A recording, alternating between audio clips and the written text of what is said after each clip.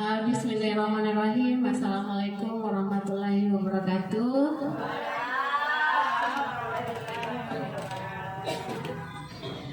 Perkenalkan, nama saya Nur Salmi binti Yuslim, calon guru penggerak angkatan 9 asal TK Islam Darul Falah. Hari ini saya akan memaparkan diseminasi budaya positif di sekolah. Apa itu diseminasi? Yaitu berbagi informasi tentang ilmu yang saya dapatkan di pendidikan guru penggerak pada modul 1.4 budaya positif.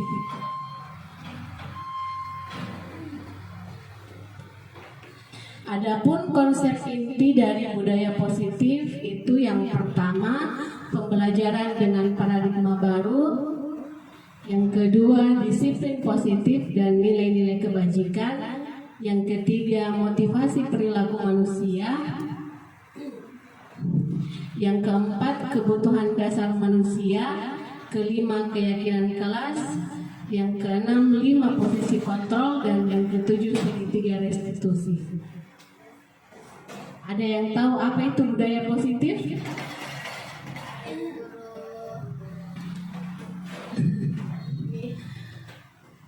Yang pertama itu tadi dari konsep-konsep budaya positif, yang pertama adalah pembelajaran dengan paradigma baru,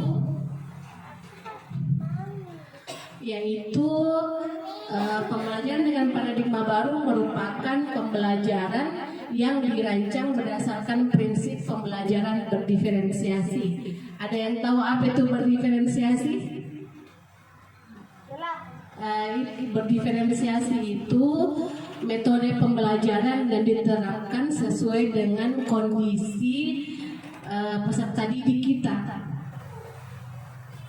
Jadi disesuaikan dengan minatnya, cara belajarnya, dan apa yang dia sukai,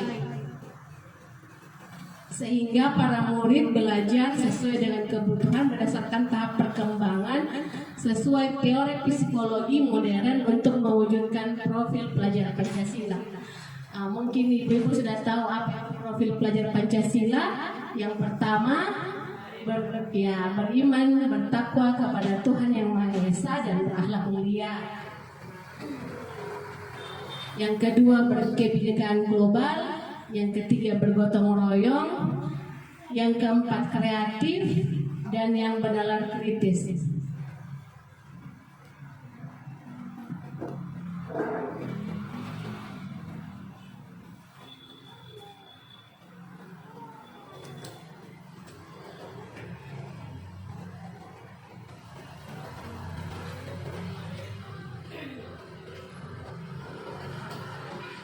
Kita kenal sebagai P5 ya, yang ada di modul ajar. Biasa juga kita bikin modul project itu modul P5. Jadi kita bisa memilih materi atau tema dari P5 dan dimasukkan dengan elemen-elemen yang ada di profil pelajar Pancasila.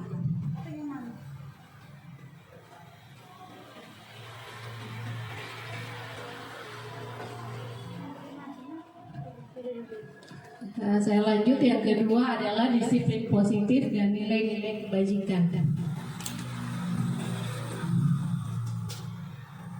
Adapun pengertian dari disiplin positif yang berasal dari kata disiplina, yang artinya belajar. Disiplin itu mengacu pada disiplin diri yang memiliki tanggung jawab terhadap apa yang dilakukan berdasarkan nilai-nilai yang diyakini. Disiplin positif merupakan salah satu cara penerapan disiplin yang bertujuan untuk menumbuhkan kesadaran serta memberdayakan peserta didik tanpa imbalan penghargaan atau reward, ancaman atau hukuman. Jadi di sini jika kita menerapkan disiplin positif, tidak semata-mata harus memberikan dengan penghargaan, ancaman atau hukuman, tapi dari motivasi internalnya anak. Jadi dari dalam diri anak itu dia harus menanamkan bahwa dia bisa menerapkan disiplin positif. Jadi tidak perlu kita kasih penghargaan, ancaman atau hukuman.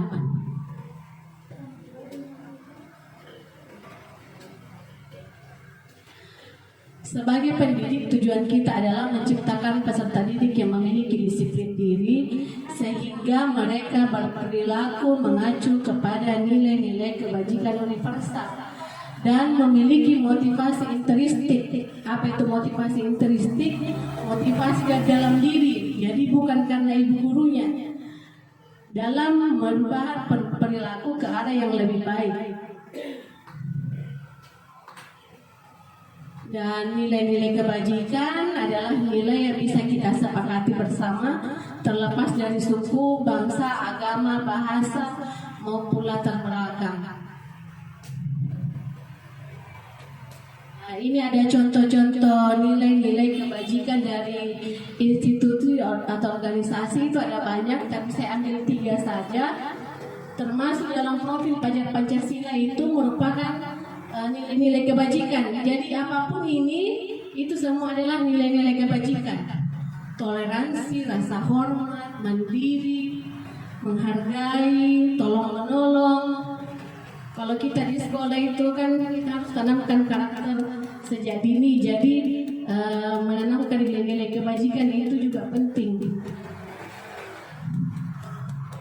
Jadi ada dari profil pelajar Pancasila, Ibu Primary Years, program PYP, dan keterampilan hidup atau life skill. Bisa dibaca ya.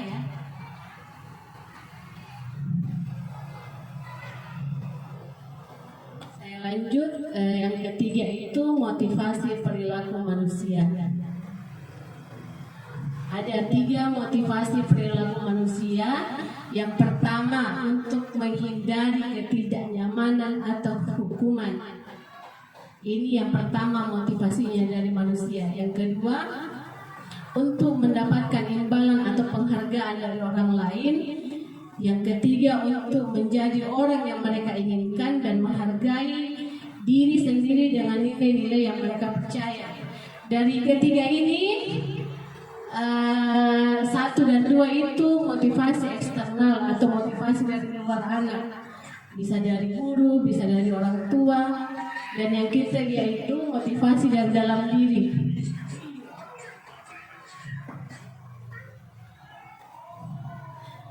Jadi yang pertama, menghindari ketidaknyamanan atau hukuman itu, orang yang motivasi perilakunya untuk menghindari hukuman atau ketidaknyamanan akan bertanya, apa yang akan terjadi apabila saya tidak melakukannya?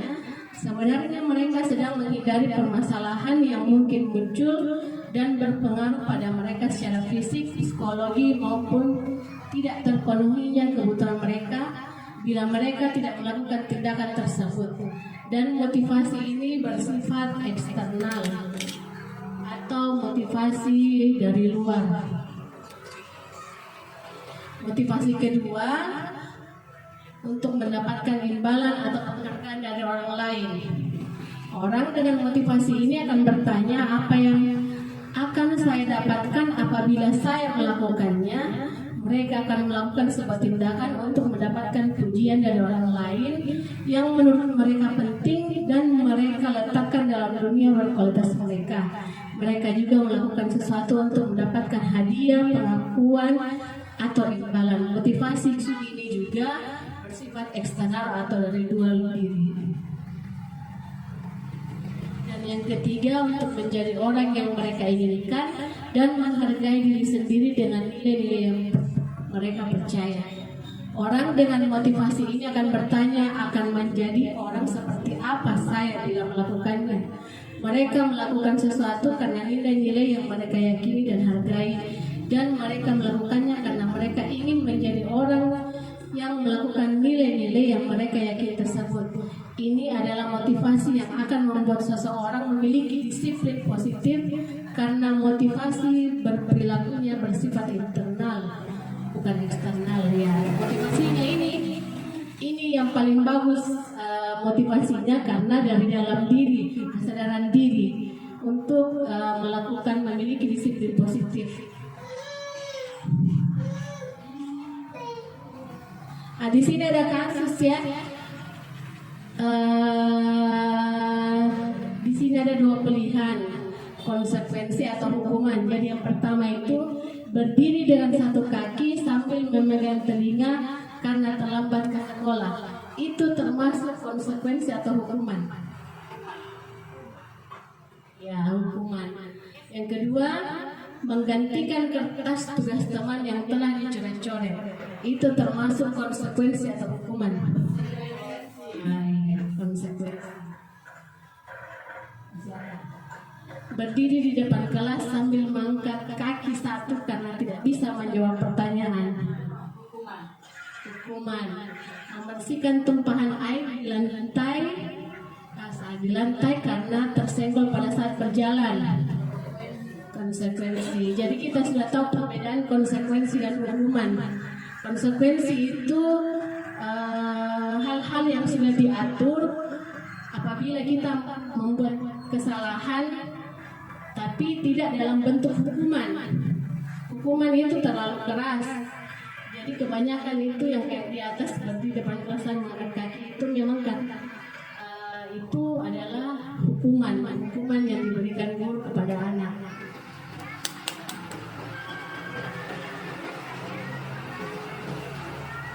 Kita masuk ke konsep keempat, yaitu kebutuhan dasar manusia.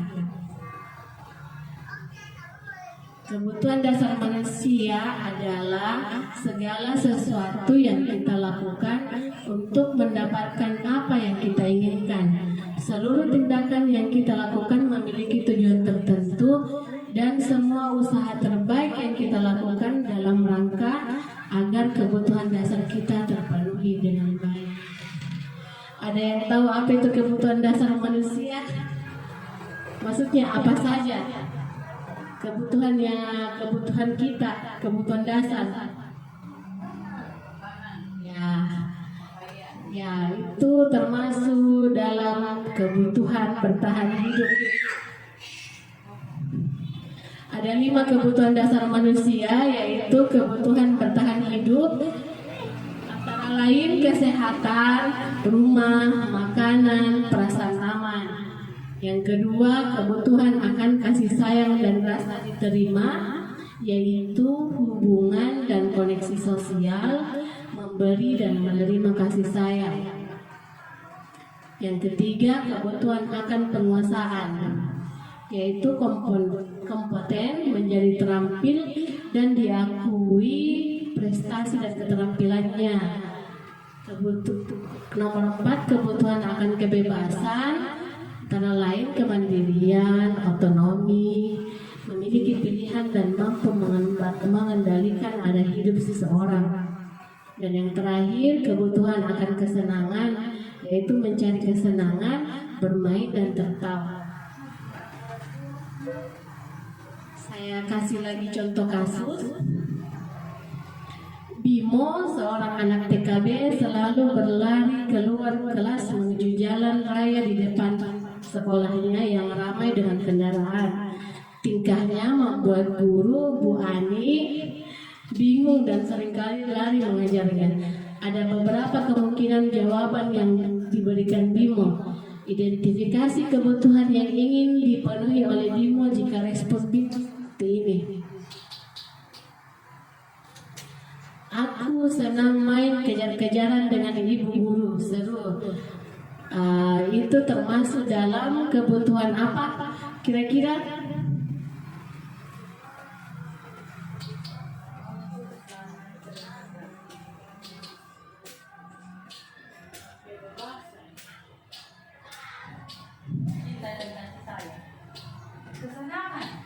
Ya, itu termasuk dalam kebutuhan kesenangan. Yang kedua, ibu kejar aku karena ibu guru sayang aku. Ya, itu termasuk dalam kebutuhan cinta dan kasih sayang. Ya, aku hebat kan, bisa bikin ibu guru kejar aku. Termasuk apa ini?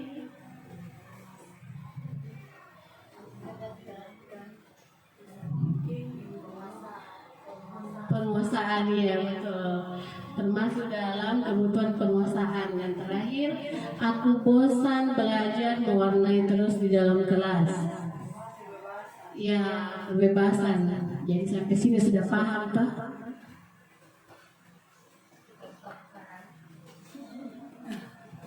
Yang kelima, keyakinan kelas. Apa itu keyakinan kelas? Pembentukan keyakinan kelas merupakan langkah penting dalam menciptakan lingkungan kelas yang positif. Keyakinan-keyakinan ini merupakan prinsip-prinsip atau pandangan bersama yang dipegang oleh semua anggota di dalam kelas.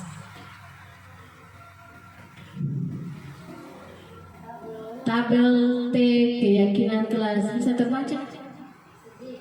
Kelihatan yang kecilnya, iya.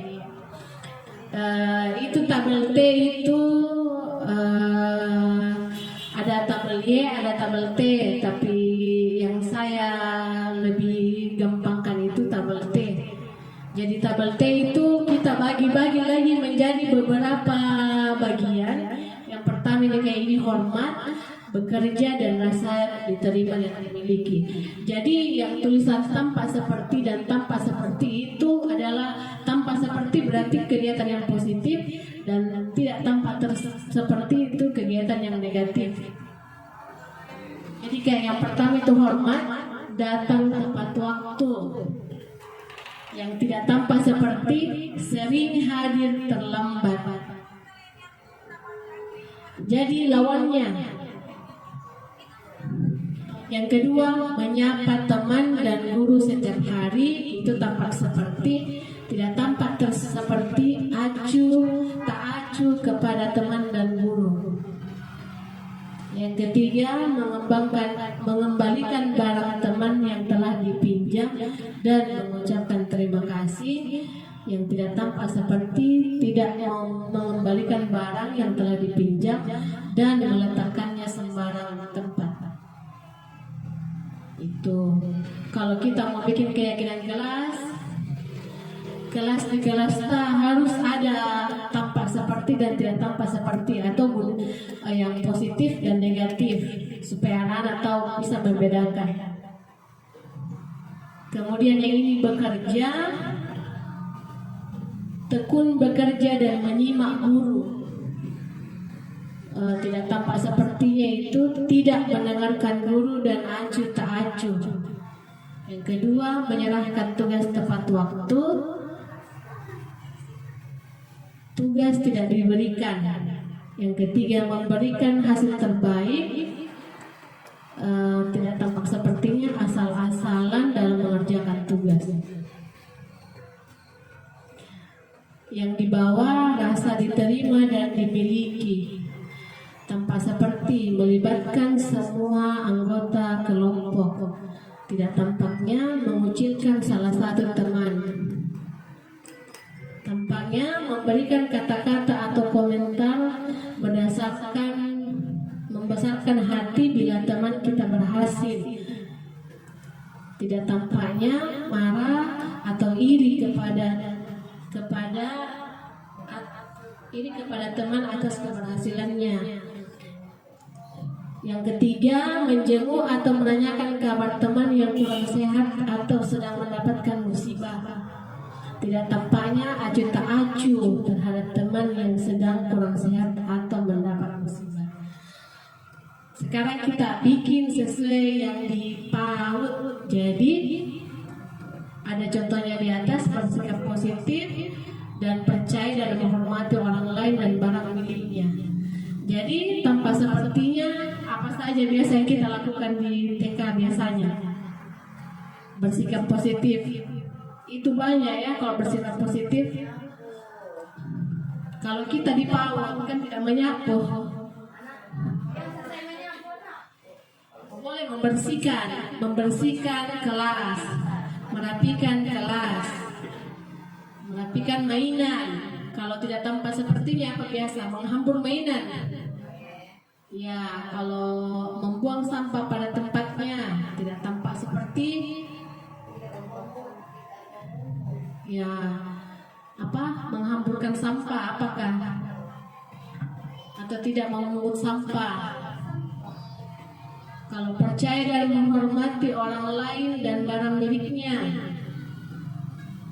Menghormati, ini contohnya di atas, mengucapkan salam saat masuk kelas. Tidak tampak seperti masuk kelas tanpa mengucapkan salam. Apalagi yang biasa bisa kita lakukan, diterapkan di kelas kita masing-masing.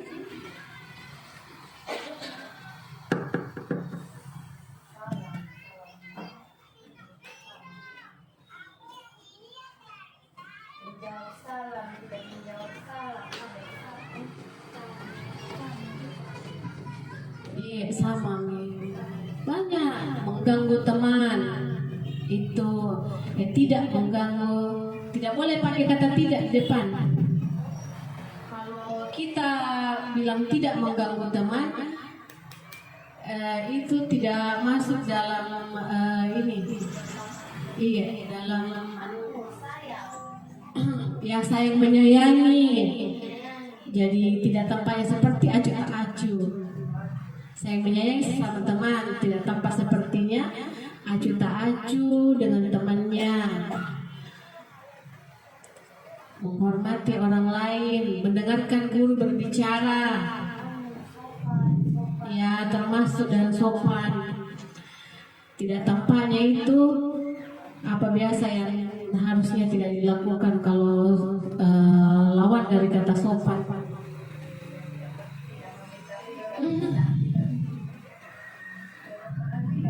Iya, tidak memperhatikan atau tidak menghormati.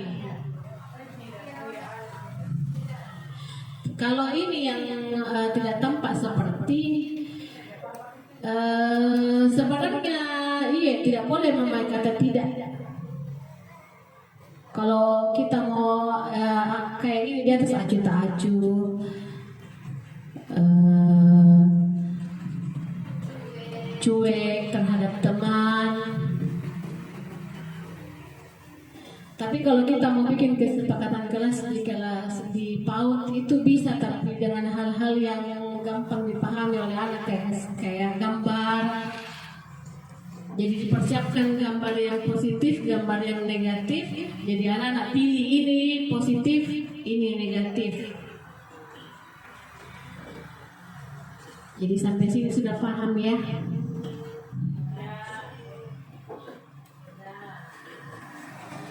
Yang keenam, 5 posisi kontrol.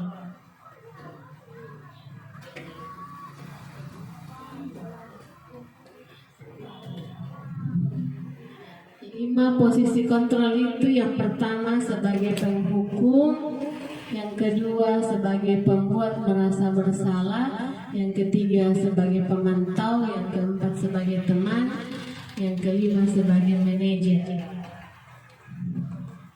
Kita jelaskan satu-satu dulu.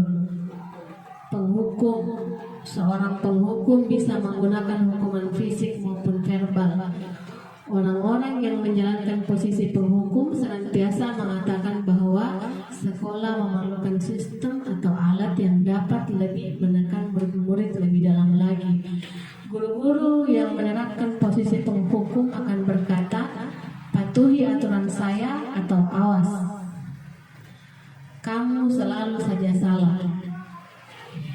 Jadi contoh-contohnya itu nih, penghukum dengan nada suara tinggi, bahasa tubuh, mata melotot, dan jari menunjuk-nunjuk sambil menghardik. Terlambat lagi, pasti terlambat lagi, selalu datang terlambat. Kapan bisa datang tepat waktu? Nah, mari kita tanyakan kepada diri sendiri bagaimana perasaan murid bila guru berbicara seperti itu pada saat muridnya datang terlambat. Hasilnya nanti itu kemungkinan murid marah dan mendendam atau bersifat agresif. Bisa jadi sesudah kembali duduk murid tersebut akan mencoret-coret bukunya atau meja tulisnya. Kalau kita di PAUD mungkin tidak ada yang seperti ini. Tidak ada. Mungkin di jenjang lebih atas itu banyak. Kalau kita di sini tidak ada yang menerapkan lagi posisi kontrol sebagai penghukum.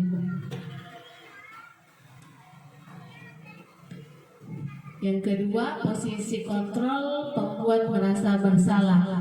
Pada posisi ini biasanya guru akan bersuara lebih lembut, membuat rasa bersalah, akan menggunakan keinginan yang membuat orang lain merasa tidak nyaman, bersalah, atau rendah diri. Kata-kata yang keluar dengan lembut akan seperti, "Ibu sangat kecewa sekali dengan kamu. Berapa kali Bapak harus memberitahu kamu ya? Gimana coba kalau orang tua kamu tahu kamu berbuat begini?" Pembuat merasa bersalah, nada suaranya memelas, halus, sedih, bahasa tubuh merapat pada anak lesu. "Adik, kamu ini bagaimana ya? Kamu sudah berjanji dengan ibu tidak akan terlambat lagi. Kamu kenapa ya senang sekali mengecewakan ibu? Ibu benar-benar kecewa sekali." Nah, bagaimana perasaan murid bila ditegur dengan cara seperti ini? Hasilnya itu murid akan merasa bersalah telah mengecewakan ibu atau bapak gurunya. Murid akan merasa menjadi orang yang gagal dan tidak sanggup membahagiakan orang lain. Jadi apakah posisi ini boleh juga digunakan? Tidak, karena itu tidak baik ya, posisi gurunya itu tidak bagus. Karena menimbulkan sifat negatif anak.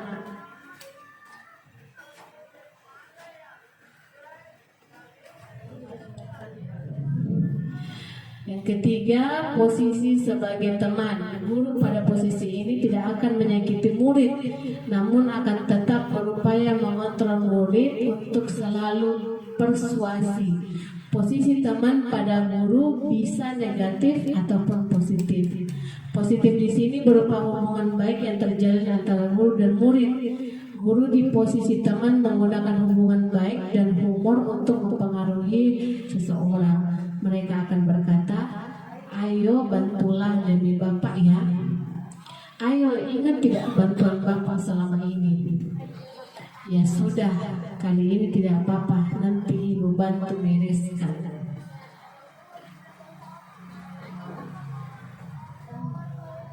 Teman, nada suaranya ramah, akrab dan bercanda, bahasa tubuhnya merapat pada murid, mata dan senyum jenaka. "Adi, ayolah, bagaimana sih kamu? Kemarin kamu sudah berjanji ke Bapak bukan? Kenapa terlambat lagi?" Sambil tertawa ringan. "Ya sudah, tidak apa-apa. Duduk dulu sana, nanti Pak Guru bantu kamu ini." Sambil senyum-senyum. Bagaimana perasaan murid dengan sikap guru tersebut? Murid akan merasa senang dan akrab dengan guru. Itu bagus, tapi dampaknya itu hanya saja di sisi negatifnya. Murid menjadi tergantung pada guru tersebut. Bila ada masalah, dia akan merasa bisa mengandalkan guru tersebut untuk membantunya. Mungkin rata-rata kalau kita di PAUD menggunakan posisi ini karena kita mau dekat sama anak-anak. Ini termasuk posisi kontrol yang bagus, tapi dampak positifnya itu tidak berlangsung lama. Karena biasanya anak Pak bali-bali kalau lama-lama dikasih begini, tidak menghargai gurunya. Yang keempat, posisi sebagai pemantau. Memantau berarti mengawasi. Pada saat kita mengawasi, kita bertanggung jawab atas perilaku orang-orang yang kita awasi. Posisi pemantau berdasarkan pada peraturan-peraturan dan konsekuensi dengan menggunakan sanksi atau konsekuensi. Kita dapat memisahkan hubungan pribadi kita dengan murid. Sebagai seorang yang menjalankan posisi pemantau, pertanyaan yang diajukan seorang pemantau yaitu, peraturan apa yang telah kamu lakukan, dan sanksi atau konsekuensinya apa. Nah, posisi pemantau itu nada suaranya datar, bahasa tubuh yang formal. "Adi, tahukah kamu jam berapa kita memulai?" "Adi, tahu Pak. Kamu terlambat 15 menit. Apakah kamu sudah mengerti konsekuensi yang harus dilakukan bila terlambat?" Adi menjawab, paham Pak, saya harus tinggal kelas pada jam istirahat nanti dan mengerjakan tugas ketinggalan saya. Ya benar, nanti pada saat jam istirahat kamu harus tinggal di kelas untuk menyelesaikan tugas yang tertinggal tadi. Saya tunggu. Bagaimana perasaan murid diperlakukan seperti ini? Hasilnya, murid memahami konsekuensi yang harus dijalankan karena telah melanggar salah satu peraturan sekolah. Guru tidak menunjukkan sesuatu emosi yang berlebihan menjadi marah atau membuat mereka merasa bersalah. Tapi posisi pemantau juga tidak disarankan untuk dijalankan guru. Ya karena ini terlalu keras, terlalu berlebihan juga. Ya apalagi kalau kita dipaut.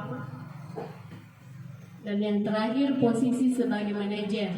Posisi manajer adalah posisi di mana guru berbuat sesuatu bersama dengan murid, mempersilahkan murid mempertanggungjawabkan perilakunya, mendukung murid agar dapat menemukan solusi atas permasalahannya sendiri. Seorang manajer telah memiliki keterampilan di posisi teman maupun pemantau, dan dengan demikian bisa jadi di waktu-waktu tertentu kembali kepada kedua posisi tersebut bila diperlukan. Namun bila kita menginginkan murid-murid kita menjadi manusia yang merdeka, mandiri dan bertanggung jawab, maka kita perlu mengacu pada restitusi yang dapat menjadikan murid kita seorang manajer bagi dirinya sendiri. Apa yang kita yakini, kembali ke keyakinan kelas tadi. Jika kamu meyakininya, apakah kamu bersedia memperbaikinya? Jika kamu memperbaiki hal ini menunjukkan apa tentang dirimu? Apa rencana kamu untuk memperbaiki hal ini? Nah ini nih posisi kontrol yang paling bagus.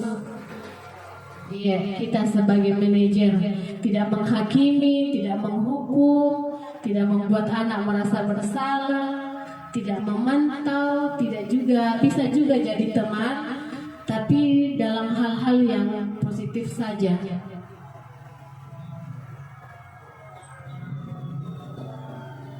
Manajer itu nada suara tulus, bahasa tubuh tidak kaku dan mendekat ke murid. Guru, Adi, apakah kamu mengetahui jam berapa setelah dimulai? Tahu Pak, jam 7. Ya, jadi kamu terlambat. Kira-kira bagaimana kamu akan memperbaiki masalah ini? Saya bisa menanyakan teman saya Pak untuk mengejar tugas yang tertinggal. Baik, itu bisa dilakukan. Apakah besok akan ada masalah untuk kamu agar bisa hadir tepat waktu di sekolah? Tidak Pak, saya bisa hadir tepat waktu. Baik, saya hargai usahamu untuk memperbaiki diri. Bagaimana perasaan murid diperlakukan seperti itu pada posisi manajer, maka suara guru sebaiknya tulus, tidak perlu marah, tidak perlu meninggikan suara, apalagi menunjuk-nunjuk jari ke murid, berkecap pinggang atau bersikap seolah-olah menyesal, tampak sedih sekali akan perbuatan murid ataupun bersenda gurau, menempatkan diri sebagai teman dan murid. Di sini ada contoh lagi, contoh skenario atau kasus. Yang pertama, saya kecewa sekali dengan kamu. Termasuk posisi apakah itu?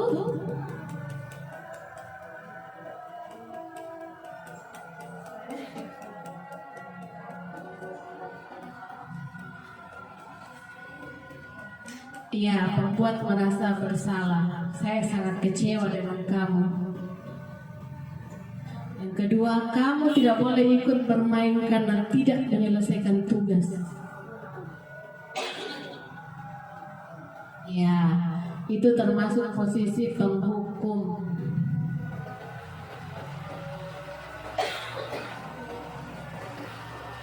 Apakah kamu tahu apa kesalahan kamu?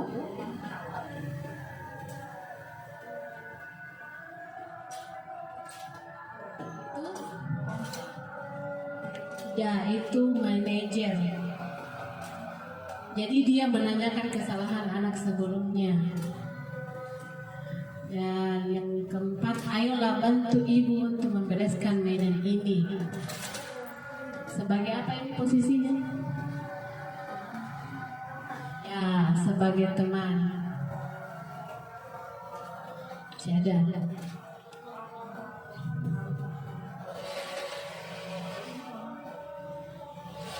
Apakah kamu tahu sanksinya apabila terlambat ke sekolah? Posisi apakah ini? Iya, sebagai pemantau. Yang terakhir, ibu merasa malu karena kamu tidak bisa menggambar dengan baik.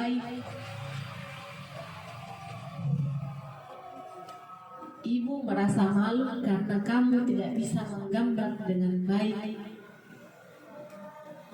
Membuat merasa bersalah. Jadi sampai di sini paham ya posisi kontrol. Sudah paham? Yang terakhir, segitiga restitusi. Tadi dibahas tentang restitusi di posisi manajer.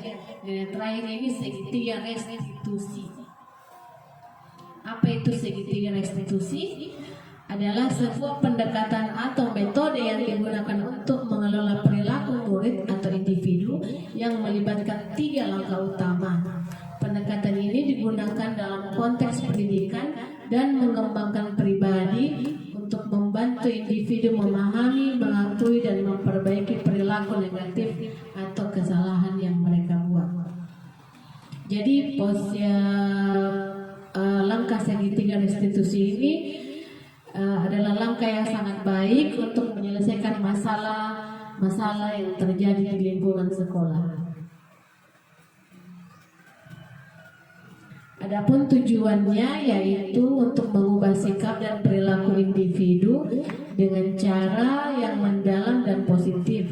Pendekatan ini tidak hanya fokus pada sanksi atau hukuman, tetapi lebih pada pemahaman dan perbaikan perilaku dengan memahami motivasi dan keyakinan yang mendasarinya. Pendekatan ini sering digunakan dalam konteks sekolah atau pendidikan untuk membantu siswa belajar dari kesalahan mereka dan tumbuh sebagai individu yang lebih baik. Jadi proses langkah pada segitiga restitusi ini dapat membantu menyelesaikan masalah agar anak tumbuh menjadi individu lebih baik dan menyadari apa itu kesalahannya. Jadi tidak langsung dihukum, tapi diterapkan segitiga restitusi.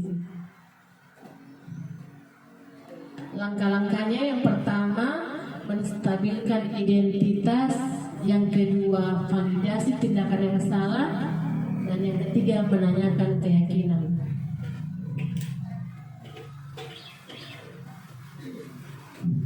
Apa itu menstabilkan identitas? Anak yang melanggar peraturan karena sedang mencari perhatian adalah anak yang sedang mengalami kegagalan. Dia mencoba untuk memenuhi kebutuhan dasarnya, namun ada benturan.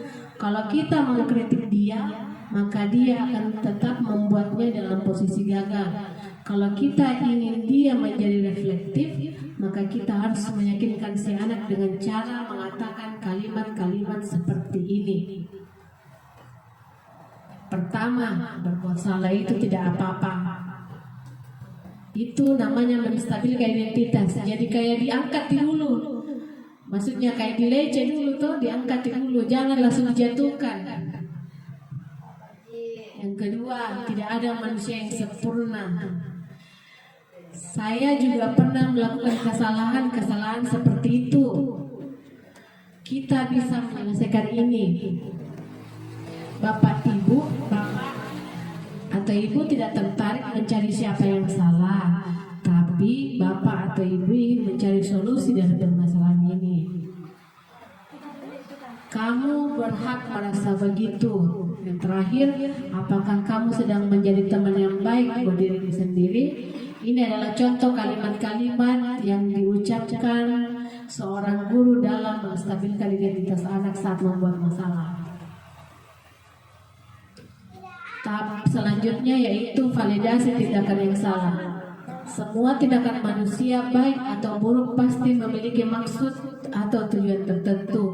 Kita mungkin tidak suka sikap seorang anak yang terus-menerus merengek, tapi bila sikap itu mendapat perhatian kita, maka itu telah memenuhi kebutuhan anak tersebut.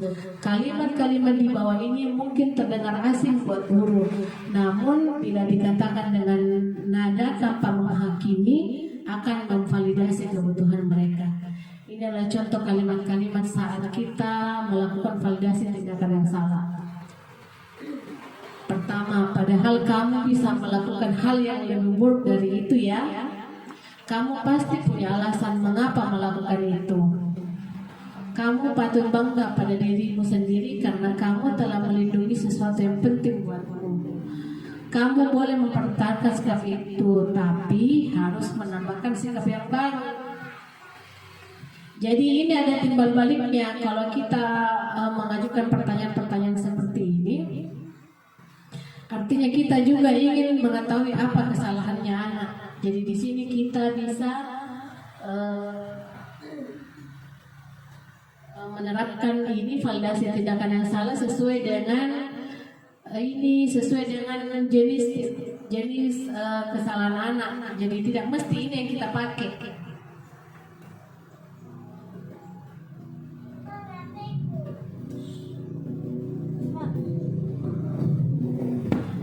Yang ketiga itu menanyakan keyakinan kelas.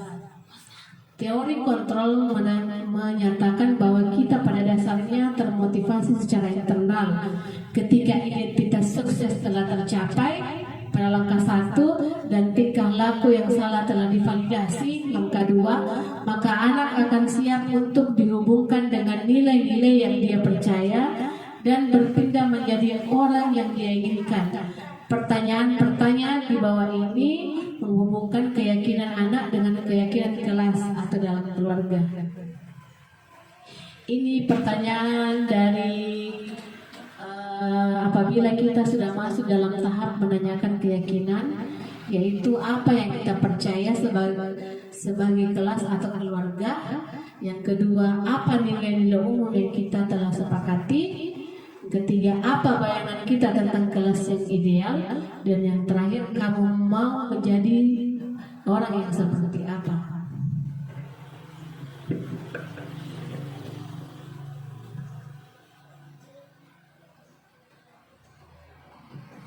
Contoh kasus, saya bacakan begini. Budi merusak mainan yang telah dibuat oleh Ani ketika mereka sedang bermain bersama di dalam kelas. Ibu Fatma sebagai guru kelas memutuskan untuk melakukan pertemuan awal dengan Ani dan Budi terpisah untuk mendengarkan cerita mereka masing-masing tentang apa yang terjadi. Kemudian memastikan bahwa mereka merasa aman dan didengarkan tanpa penilaian. Setelah mendengarkan cerita Ani dan Budi, Ibu Fatma mengatur pertemuan bersama. Di pertemuan ini, Ani dan Budi bersama-sama duduk di lingkaran di ruang kelas.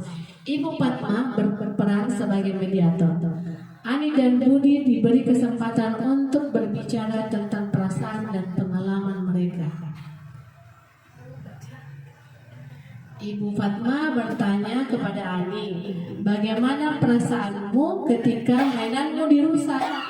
Lalu Ani menjawab, saya sedih Bu, saya sudah bersusah payah merakit mainan itu, tapi tiba-tiba Budi datang dan merusaknya.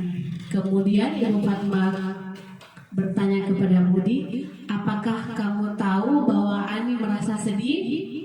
Budi menjawab, tapi saya juga ingin bermain dengan mainan itu Bu. Bukannya mainan itu bukan milik Ani?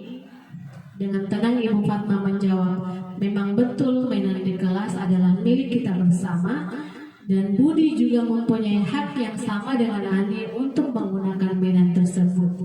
Tetapi, apakah Budi tahu bahwa merusak milik teman adalah hal yang tidak baik?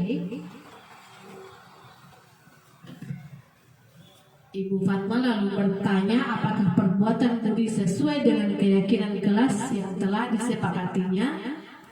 Budi lalu tertunduk dan menjawab, "Tidak, Bu. Seharusnya saya tidak boleh merusak milik teman. Saya tidak akan mengulanginya lagi." Lalu Budi berbalik dan menyalami Ani sambil meminta maaf. Ibu Fatma melanjutkan, "Apa yang akan kamu lakukan untuk memperbaiki kesalahanmu?" Budi lalu menawarkan untuk membantu Ani untuk merakit kembali mainan yang telah dirusaknya. Setelah beberapa menit berlalu, Ani dan Budi sudah asik bermain bersama. Jadi ini contoh kasus yang di bawah. Jadi pertanyaan yang pertama, posisi kontrol apa yang telah dipraktikkan oleh Ibu Fatma? Sebagai apa?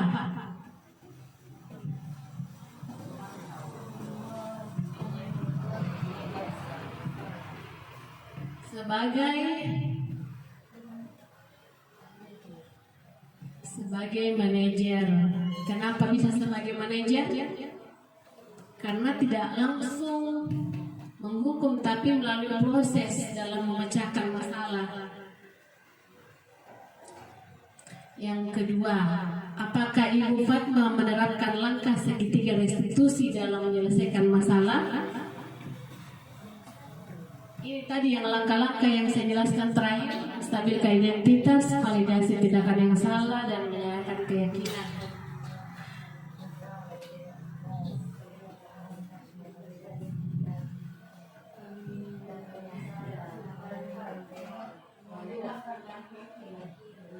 Apakah diterapkan semua atau hanya salah satu saja? Diterapkan semua. Kita lihat jawabannya. Menstabilkan identitas, di mana itu memang betul mainan di kelas adalah milik kita bersama, dan Budi juga mempunyai hak yang sama dengan Ani untuk menggunakan mainan tersebut.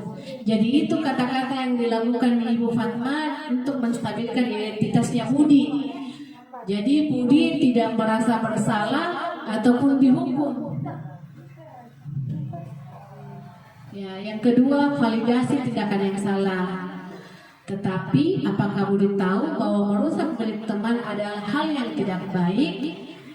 Nah, jadi ditanya dengan hati-hati, jangan langsung dijudge.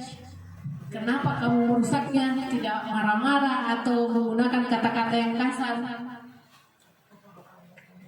Jadi di sini kita juga menerapkan posisi sebagai teman. Jadi pendekatan tak kepada anak, bagaimana cara bicara.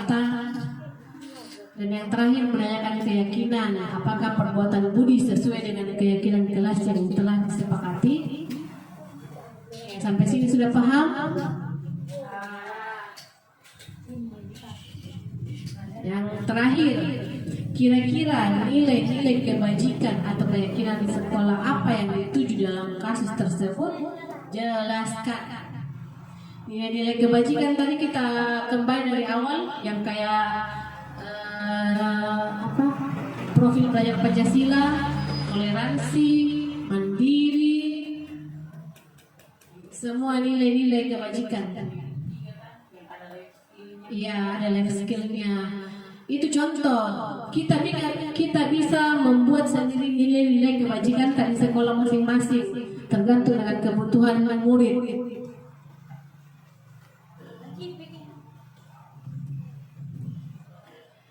Jadi saya jawab saja, nomor 1 itu kepedulian dan kebijaksanaan.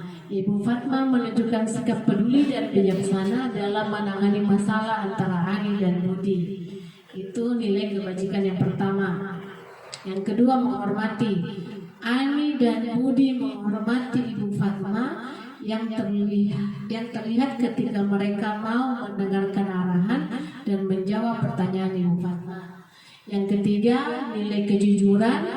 Perkataan Ani yang jujur bahwa dia merasa sedih, dan Budi dengan niatnya yang hanya ingin menggunakan mainan yang sama. Yang keempat, nilai bertanggung jawab.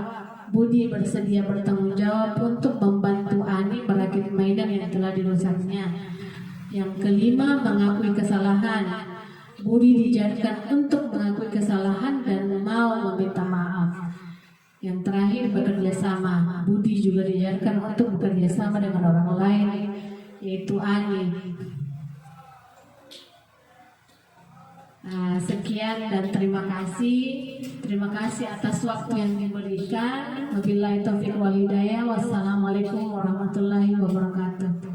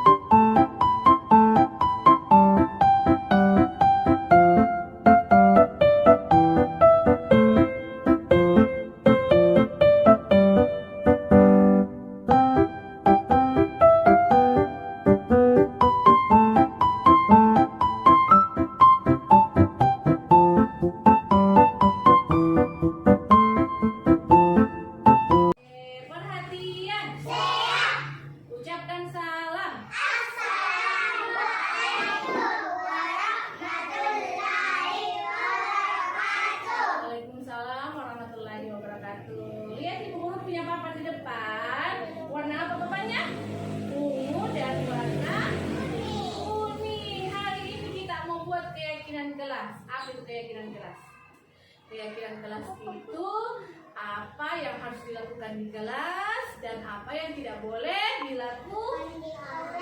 Iya, apa yang tidak boleh dilakukan di kelas. Ini ada tanda benar, ini ada tanda salah. Jadi kalau tanda benar itu boleh dilakukan, tapi kalau tanda salah itu tidak boleh dilakukan.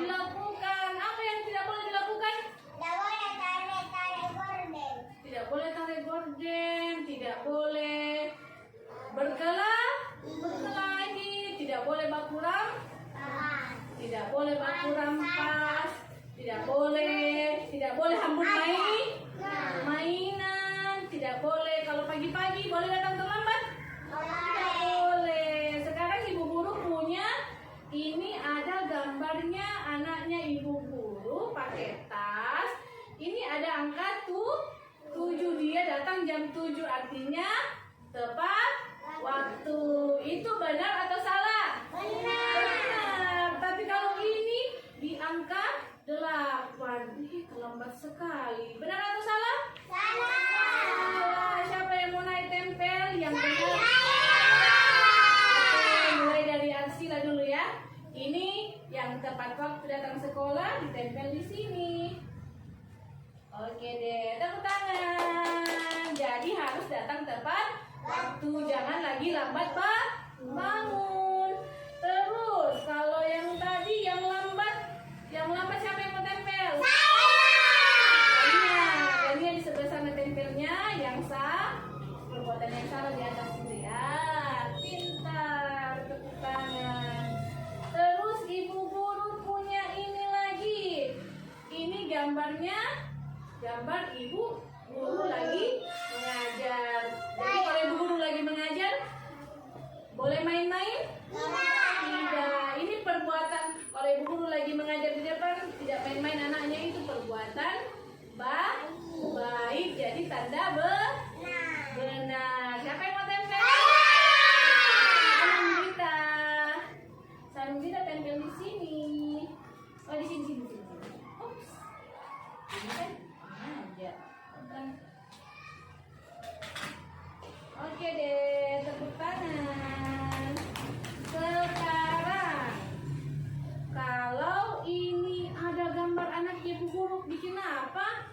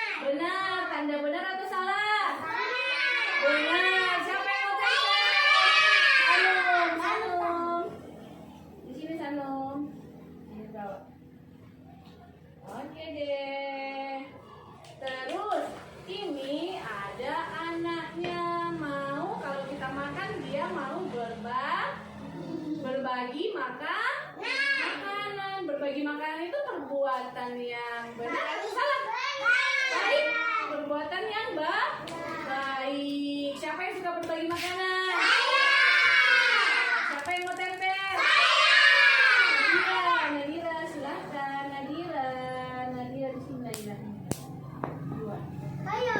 Oke deh. Ini lagi apa ini? Makan. Sebelum kita makan harus baca. Itu perbuatan baik atau buruk? Baik dong. Siapa yang mau tempel? Duduk yang lain, duduk. Ibu guru bilang jangan berdiri. Aira tempel di sini tengah. Pelan-pelan Aira. Sekarang ini lagi apa ini? Siapa yang biasa ganggu tarik jilbabnya temannya laki-laki? Boleh begitu? Tidak. Ini perbuatan yang baik atau tidak? Perbuatan yang salah ya?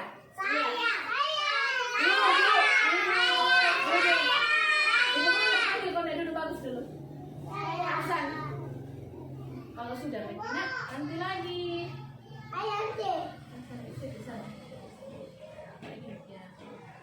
Oke deh. Terus ini ada lagi nih. Dia apa ini? Buang sampahnya di mana? Itu perbuatan yang benar atau salah? Benar. Siapa yang mau tempel? Akar sini akar. Tempel akar. Jadi harus buang sampah di tempat sampah. Oke deh. Bentar. Terus ada lagi ini bu gurunya. Tanya ini lagi apa? Main bersama teman. Bagus tidak kalau kita main bersama? Bagus. Tidak boleh baku rampas. Tidak boleh berkelahi. Jadi main bersama teman. Itu perbuatan baik atau salah? Itu perbuatan benar. Sila coba tempel. Bawa sila. Oke deh. Terus ini ada ini bikin apa ini? Baru datang di sekolah salin ibu guru. Mau pulang salin ibu guru. Jadi kalau mau berangkat baru datang sekolah, pulang sekolah harus saling sama ibu guru. Itu perbuatan benar atau salah? Benar. Siapa yang mau tempel?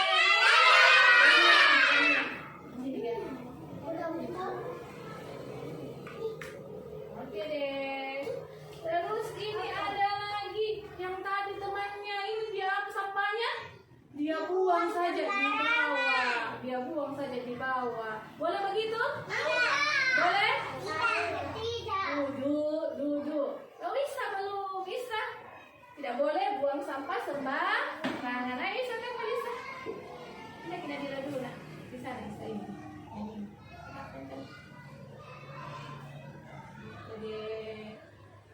Terus ini ada lagi di temannya yang tadi yang baku bombe. Dia sudah berteman. Ini perbuatan baik atau tidak? Baik. Nadira silakan ditempel di sini Nadira. Oke deh. Terus ini temannya yang tadi main bersama dia apa ini? Dia ganggu temannya yang sedang bikin balon, dia tendang. Boleh begitu? Boleh? Fajar, duduk Kina. Duduk anak soleh. Kembali ke tempatnya Nadira, anda tempatnya teman tak jalan. Coba Fajar tempel Fajar. Fajar nggak boleh begitu ya. Nggak boleh ganggu temannya. Berdiri tempel ini lah. Iya, 2 kali tuh. Dua kali boleh. Terus ini ada 2 gambar. Satunya lagi apa ini? Senang. Yang satunya lagi marah. Boleh marah-marah? Dan ya, boleh marah-marah? Kita boleh marah-marah? Jadi harus senang. Coba Gania tempel Gania. Aira tempel yang senang Aira. Tidak boleh marah-marah ya. Sini senang. Oke. Kita tahu ya apa yang boleh dan tidak boleh dilakukan. Jadi yang warna ungu boleh, jadi yang warna kuning tidak boleh. Jadi kalau ada temannya melanggar, sudah dibilang tidak boleh ini, sudah disepakati Jadi sudah ditahu. Iya. Oh, juara 1 jam berapa? Jam 7 nak? Iya, sebelum jam 7. Pintar. Jadi kalau di kelasnya ada temannya yang berbuat seperti ini, dikasih tahu sama ibu guru ya. Oke? Kasih tahu Bu guru, ada yang tidak mau berbagi. Ibu guru ada yang hambur mainan tidak mau dibereskan. Ibu guru ada yang ganggu main. Ibu guru ada yang marah-marah. Jangan marah. Iya, selalu marah. Kenapa selalu marah? Boleh marah-marah?